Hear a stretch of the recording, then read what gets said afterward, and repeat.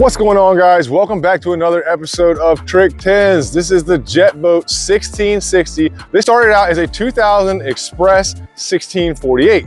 Obviously, it's been through a tremendous transformation. We cut the bottom of this thing out, made it a foot wider. The sides are original and a little bit of the transom, but that is all the original aluminum that's in this boat. And when they brought it to me, I had to do this front up here. They got this front rolled up and they couldn't figure out how to get the nose just right on it. So I had to rebuild all of the bow, and then from there I just started working my way back. They did have the engine in here. It was not completely hooked up yet, but it is now. I'm about to put this thing in the water in just a few minutes. But what an incredible project, man. This thing turned out amazing. It was a good opportunity for me to show off exactly what I can do when I step outside of my box. I added the switch panel up underneath this console. I got all of these hatches powder coated. All the metalwork is installed right here. I got the LED lights on this thing completely painted. It looks so dope, man. It's one hell of a rig. Only thing left, we had to put in our hydroturf. This is a brown camo hydroturf. We hydroturfed the entire deck, floor, everything.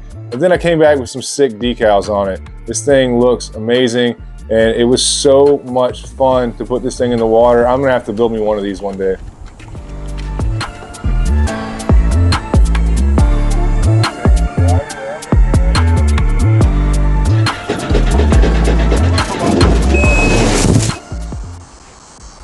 What's going on, guys? Matt Downs with Trick 10s. I'm out here on the river today with my buddy Matt Streichel with SB Fishing TV. Wanted to share my newest project with him. This thing is really cool. It's definitely unique. It's outside of my box. That's the stuff I like building. It's pretty awesome. Let's get inside this boat and I'll give you guys the rundown. Whenever you're ready, sir.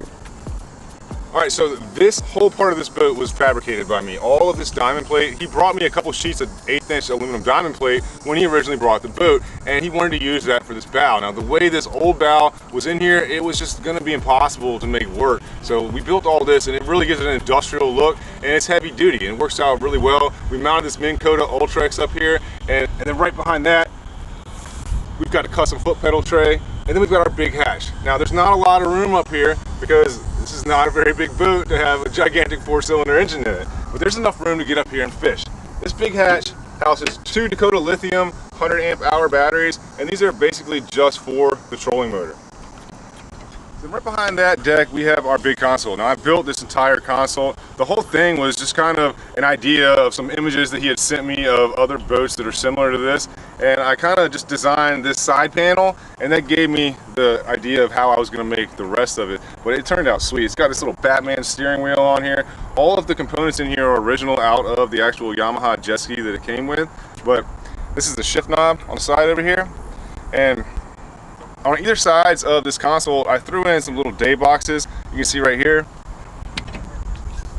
just a little day box. This one is shallow because right behind that is where the rod locker is. And this rod locker is big. It runs all the way up in the front. It's about 8 foot 9 inches long, so you can fit some pretty good sized rods in there. I did kind of keep it symmetrical with the same type of deal. We've got 2 small day boxes, and behind that we have both of these big hatches. Now, these big hatches are pretty cool. Since this is a jet boat, I kind of tapered them. They look like a jet wing. It's the first time I've built tapered hatches, but they turned out pretty cool. It's a lot smaller in the front than it is in the back. Carpeted inside of here. They didn't have enough turf to do the whole thing, but you can fit a lot of rods in there. That's a humongous rod locker. All right, so on the opposite side, it's a mirror image, keep it symmetrical. This day box is a little bit deeper, and the pan that's inside of here is removable in case it needs to get up inside of there. Same thing with this big hatch here. Now, this is not a rod locker. It does have some life jackets in here. We're about to take this thing out of the water, but these screws in here make it to where this big pan is completely removable. You pull the whole thing out and get in there and access wires, or if you have anything you need to do work on the boat, it's definitely cool to have those pans be removable. All right, so off the back of this boat, obviously it has the jet that sticks out, you know, about 8 or 10 inches, and has the bucket on the outside of that. So we had to have something to protect that. So we did build a swim platform on here. This thing is made out of 1.25" aluminum pipe. I rolled it so that it would sit around the back. It looks aggressive, and we got another diamond plate sheet on top of it. But that basically just protects the jet in case you run up over something or back it up into something. You don't want to damage the bucket. That gets us into the back deck. Now, as I said earlier, this boat originally started as a 1648. Well, when they put the new sheet in the bottom, they widened it, and now it is a 1660. It's a lot wider. This back deck is pretty big. It has this big hatch in the center that humps up, that holds the engine inside of it. But on either side of that, I did throw in 2 more big storage compartments. Those also have removable boxes in them. Give you a decent amount of room in there. You can put your tackle and stuff in there. This one on this side is a little bit bigger than that one. It's very important that these are removable though, because this engine is basically a car engine and you need to be able to access it from all sides. I mean, there's a possibility that if something happens to this engine, you may have to pull the entire thing out and replace it. So having adequate room to get around in there and work on this engine is very important in this build layout. All right, so that gets us into this gigantic hatch right here. This thing is monstrous. It was a pain in the butt to build. It took a lot of figuring. Luckily, we got it right the first time. This thing tapers up on all 4 sides, and obviously it has to have a hinge and it has to be able to open. Let's just open this thing up and show you guys what we got. I've got some gas pistons on here to help hold this thing open. This thing is heavy duty. Inside of here, we've got a 180 horsepower Yamaha jet engine, and this thing is loud. We have started it a couple of times. We're getting ready to take this thing out and run it and see what it can do. I'm excited about this. This is pretty cool. I mean, I really don't know too much about inboard engines at all, but this boat should handle similar to a jet ski. With that UHMW on the bottom of it, it might be a little tricky. Let's go see what this thing can do.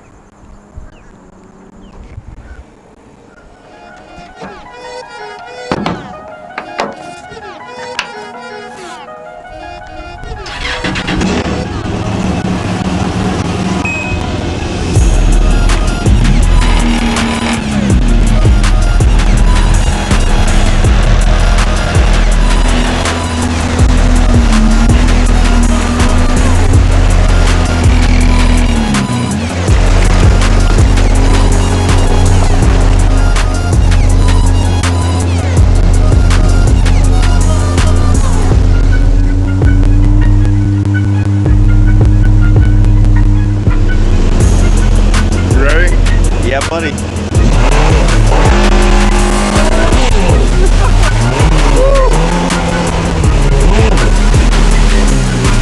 Like you gotta goose it.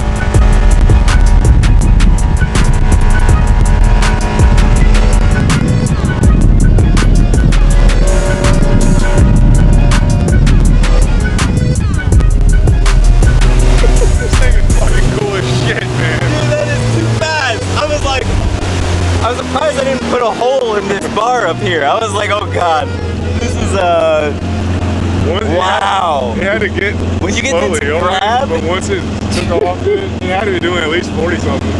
At least it feels way faster too. Yeah. I don't know, man. That's crazy. Sounds like a damn NASCAR. Yeah.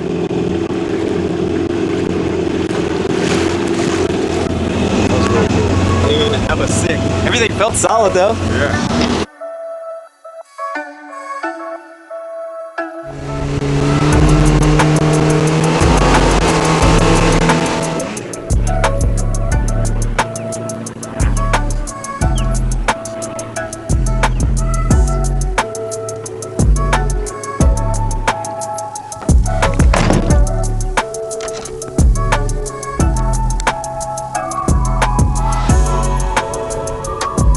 Baby can do.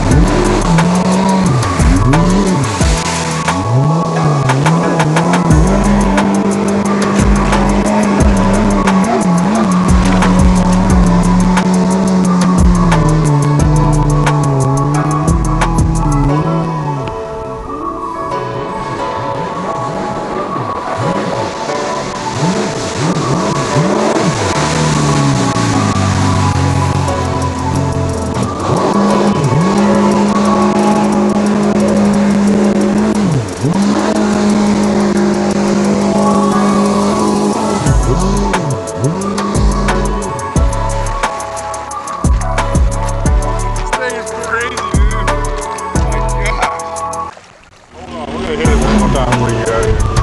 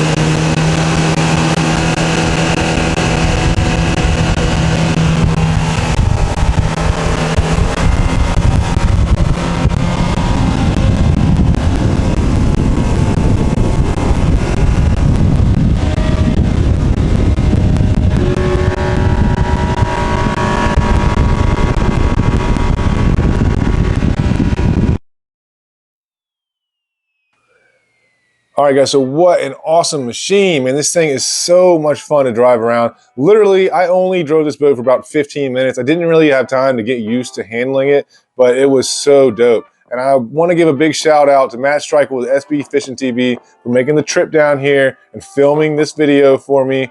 It's amazing. The whole build is just one of my favorite builds of all time. I love the colorway. I love the turf. The LED lights really set it off. But man, I tell you what, just squeezing that trigger and letting this thing rip, it's a whole different feeling. I appreciate you guys watching along this build video, and I do have a bunch more episodes of this build itself if you're interested. I'll see y'all next time. Let's get back to work.